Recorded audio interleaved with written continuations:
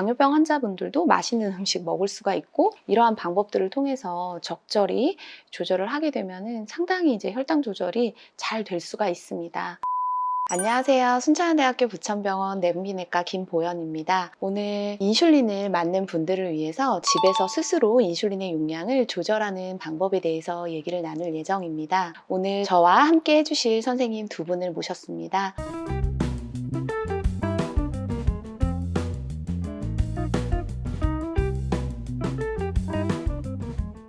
다음에 책자를 바탕으로 내용을 구성을 했기 때문에 이 책을 보시면서 나중에 숙지를 해보시면 도움이 크게 될 것 같습니다. 이 연속혈당 측정을 이용한 혈당조절 길잡이라는 책에 대부분의 내용이 나와 있고, 또 이에 대한 요약 본도 같이 나와 있습니다. 인슐린 용량 조절에 대해서 말씀을 드리기 전에 인슐린의 종류에 대해서 먼저 간략하게 말씀을 드리려고 하는데요. 인슐린의 종류는 굉장히 여러 가지가 있습니다. 크게 세 가지로 나눠볼 수가 있습니다. 먼저 매일 한 번 투여하는 기저 인슐린이 있고, 그리고 매 식사 전에 투여가 되는 초속효성 인슐린이 있습니다. 그리고 이 두 가지의 인슐린이 혼합되어 있는 혼합형 인슐린이 있습니다. 주치의 선생님들이 환자들에게 처방하는 인슐린의 종류가 다양할 수 있습니다. 그리고 환자 한 명 한 명 개인마다 들어가야 되는 인슐린의 용량이 다를 수 있습니다. 그래서 기본적으로는 인슐린의 용량은 주치의 선생님들과 상의가 필요하긴 하지만, 여러 가지 상황에 따라서 유연하게 용량을 조절할 수 있으면은 혈당 조절이 훨씬 더 좋아질 수 있습니다. 먼저 매일 한 번 투여하는 기저 인슐린의 그 역할, 그리고 필요성에 대해서 서다혜 선생님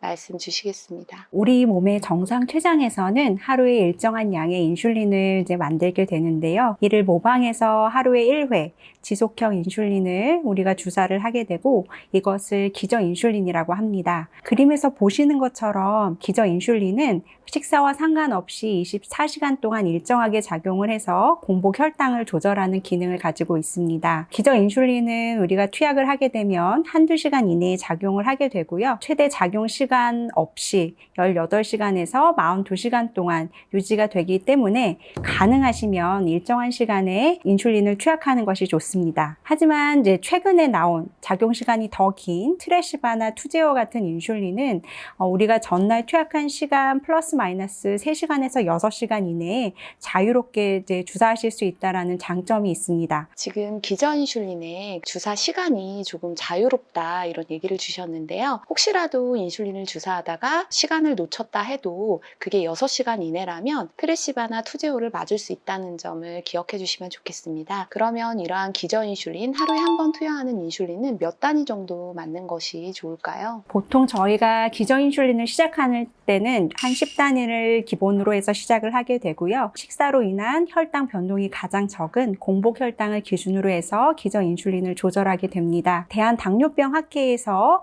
제시하고 있는 아침 공복 목표 혈당 수치는 보통 이제 80에서 130 정도가 되게 되는데요. 만약에 2, 3일 동안 지속적으로 이렇게 제시된 목표 수치보다 혈당이 높게 측정이 된다라고 한다면 전날 기저 인슐린 대비해서 한 10% 정도 증량을 하시거나 2단위를 추가해서 인슐린 용량을 조절해 주시면 되겠습니다. 여기서 꼭 주의하셔야 될 점이 있습니다. 이 공복 혈당은요, 전날 식사량이라든지 운동량, 여러 가지 요인들에 인해서 변동이 될 수 있기 때문에 오늘 공복 혈당이 한 번 높게 나왔다고 해서 기저 인슐린을 바로바로 증량하시는 것은 아닙니다. 2, 3일 동안 일정하게 지속적으로 공복 혈당이 높게 측정된다라고 했을 때 증량을 해주시는 것이 굉장히 중요하겠습니다. 그리고 오히려 반대로 공복 혈당이 목표 수치보다 낮게 측정이 된다라고 하시면 전날 대비해서 약 10에서 20% 정도 감량해서 투약을 해주시는 것이 중요하겠습니다.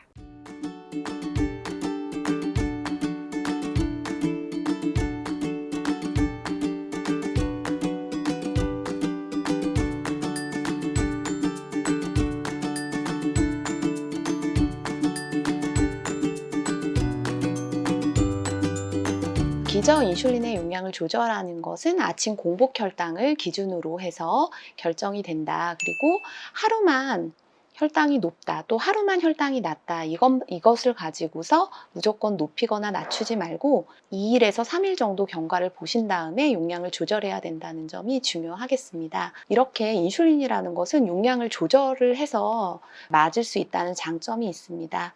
지금까지 기저인슐린에 대해서 얘기해 봤는데요. 다음은 초속효성 인슐린에 대해서 얘기해 볼까 합니다. 매 식사 전에 투여되는 초속효성 인슐린은 환자들이 왜 굳이 이것을 매 식전에 맞아야 되나 굉장히 궁금해하는 경우가 많습니다. 그래서 왜 매 식전에 굳이 들어가야 되는지에 대해서 유지희 선생님 말씀해 주세요. 초속효성 인슐린을 굳이 맞아야 하는 이유는 식후 혈당을 조절하기 위해서입니다. 건강한 사람에서 식사를 할 경우에는 아주 빠른 속도로 많은 양의 인슐린이 분비가 되게 되는데요. 이런 것 때문에 식후 혈당이 많이 오르지 않고 일정하게 유지될 수가 있게 됩니다.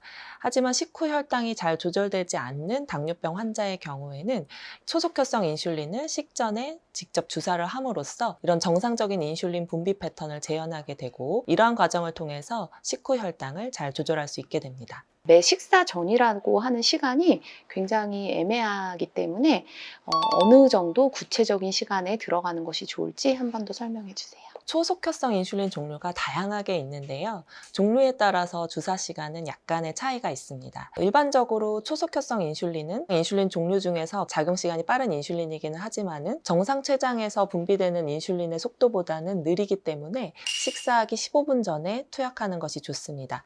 다만 피아스프의 경우에는 작용 시간이 빠르기 때문에 식사 직전에 투약을 하시는 것이 좋습니다. 간혹 당뇨병 환자분들 중에서 식사를 하고 나서 초속효성 인슐린을 투약하시는 분들이 계신데요. 그럴 경우에는 식후 한두 시간 뒤에는 혈당이 높게 유지되고 식후 4-5시간 뒤에 혈당은 저혈당이 올 수가 있기 때문에 주의가 필요합니다. 작용 시간이 빠른 피아스프의 경우에도 식사 직전에 투약을 하는 것이 식후 혈당 조절 효과에 있어서 30% 정도 더 좋다는 것이 연구 결과를 통해 밝혀진 바 있습니다. 이러한 초속효성 인슐린을 그럼 몇 단위 맞는 것이 좋을까요? 처음에 초속효성 용량을 결정할 때의 유용한 방법 중에 하나로는 식사를 하실 때 다른 영양 성분은 다양하게 드시더라도 탄수화물에 해당되는 밥이나 빵을 드실 때에는 정해진 양만큼 일정하게 드시면서 초속효성 용량을 몇 단위가 필요한지를 혈당을 재보면서 정해보시는 것이 좋습니다. 이때 물론 가장 중요한 거는 담당 의사 선생님과 권유해 주신 용량을 좀 상의해서 결정을 하는 것이 가장 중요하겠습니다. 그런데 우리가 항상 일정한 양을 먹고 일정한 메뉴를 먹고 살지는 않잖아요. 그래서 이런 초속효성 인슐린 용량을 다르게 조절하는 방법이 굉장히 도움이 될 것 같은데 그걸 어떻게 할 수 있을지 계산법에 대해서 한번 말씀 주시면 좋겠습니다. 기본적인 원칙은 식후 혈당을 조절할 목적으로 맞는 것이기 때문에 식사량에 따라서 초속효성 인슐린 용량을 결정한다는 것입니다. 여기서 중요한 거는 기준이 전체 식사량이 아니고 식사에 포함된 탄수화물 양이라는 점이 중요하겠습니다. 왜냐하면 탄수화물은 다른 영양소에 비해서 체내에 들어갔을 때 포도당으로 전환되는 속도가 더 빠르기 때문에 식후 혈당을 결정하는 주요한 영양소가 되겠고요. 그래서 초속효성 인슐린의 요구량을 탄수화물이 주로 결정을 하게 됩니다. 좀 더 전문적인 조절을 위해서는 내가 하고자 하는 식사에 들어간 탄수화물이 몇 g인지를 계산해서 그거에 따라서 인슐린 용량을 달리해서 맞는 과정이 필요하겠는데요. 이를 하려면은 전문적인 어떤 영양 교육을 받아야 됩니다. 그리고 내가 맞는 초속효성 인슐린 1단위가 조절할 수 있는 탄수화물이 몇 g인지를 아는 과정이 필요한데요. 이를 탄수화물 계수라는 말로 표현을 하게 됩니다. 이에 대해서는 다음 영상에서 조금 더 구체적으로 자세하게 다뤄질 예정입니다. 저는 여기에 교정 용량에 대해서 오늘 한번 설명을 또 드리려고 합니다. 우리가 항상 같은 양의 주사를 맞는다고 하더라도 예상외로 식사 전에 혈당이 적절하지 않은 경우가 많습니다. 이미 식사 전에 혈당이 너무 높은 경우에는 기본 용량만 투여를 했을 때 목표치에 도달하지 않을 가능성이 매우 높겠죠. 그래서 이러한 경우에는 추가로 주입해야 되는 인슐린의 용량이라는 것이 존재를 하는데 이것을 교정 용량이라고 부르게 됩니다. 그래서 내가 인슐린을 주사하기 전에 추가로 주입해야 되는 용량이라는 것을 계산할 줄 알아야 됩니다. 간략하게 경험상 1800의 법칙이라는 것이 있습니다. 1800이라는 숫자를 총 들어가는 인슐린 용량으로 나누게 됩니다. 이것을 교정 개수라고 부르게 되는데요. 예를 들어볼게요. 어제 제가 만난 환자분은 기저 인슐린은 15단위 정도가 들어가게 되고 매 식사 전에 5단위씩 초속효성 인슐린이 들어가기 때문에 그분에게 투여되는 하루의 인슐린 총량은 30단위가 되겠습니다. 그러면 이 1800 법칙에 따라서 1800 나누기 30 해서 숫자가 60이 나오게 되겠죠. 그러면 이 60이라는 숫자를 교정 개수라고 칭할 수가 있습니다. 교정 개수는 말은 어렵게 느껴질지 모르지만 쉽게 얘기하면 1단위가 60이라고 하는 혈당을 조절할 수 있다라고 이해를 하시면 되겠습니다. 이것을 머리에 상기를 시키고 식사 전에 나의 혈당을 생각해 보시면 됩니다. 260을 예를 들어보겠습니다. 나의 혈당, 목표치는 140이죠. 그러면 260이라는 혈당과 140의 혈당의 차이가 120이 나오게 됩니다. 그러면 나는 120이라고 하는 이 높은 혈당을 조금 더 교정을 해야 되죠. 근데 아까 이제 이전 환자에서 교정 개수가 60입니다. 그러면 120을 60으로 나눌 때 2라고 하는 숫자가 나오게 되는데 이것을 교정 단위라고 우리가 부르게 됩니다. 즉 120의 혈당을 추가로 더 떨어뜨리기 위해서는 2단위가 추가로 더 투여되어야 된다라고 이해를 하시면 됩니다. 그러면 아까 환자는 원래는 5단위를 투여하면 되는 환자이지만 2단위를 추가로 더 투여를 해서 7단위를 투여하게 되면은 그 이후 혈당이 목표치 안으로 들어오게 될 가능성이 매우 높게 됩니다. 그래서 나에게 얼만큼의 평상시에 총 인슐린이 필요한지 그것을 1800으로 나누어서 교정 개수를 이제 숙지를 하고 그것을 이제 식사 전에 인슐린 용량을 이제 생각을 해서 이제 적절히 증감을 해서 투여를 하게 되면은 이제 여러 환자분들이 상당히 이제 혈당 조절을 하는 데 있어서 굉장히 많은 도움을 받을 수가 있겠습니다. 혈당 조절을 잘 하기 위해서는 적절한 이제 식사를 하는 것도 중요하겠지만 우리가 그렇게 살 수만은 없어요. 당뇨병 환자분들도 맛있는 음식 먹을 수가 있고 또 어떤 날은 입맛이 없어서 적게 먹을 수도 있겠죠. 그런 경우에는 이러한 방법들을 통해서 적절히 조절을 하게 되면은 상당히 이제 혈당 조절이 잘 될 수가 있습니다. 앞서 말씀드린 대로 이 연속 혈당 측정을 이용한 혈당 조절 길잡이라는 책이 여러 환자분들께 많은 도움이 될 것 같습니다. 다음 영상도 기대해 주세요. 오늘 영상이 도움이 되셨다면 구독과 좋아요. 알람 설정까지 부탁드립니다. 감사합니다.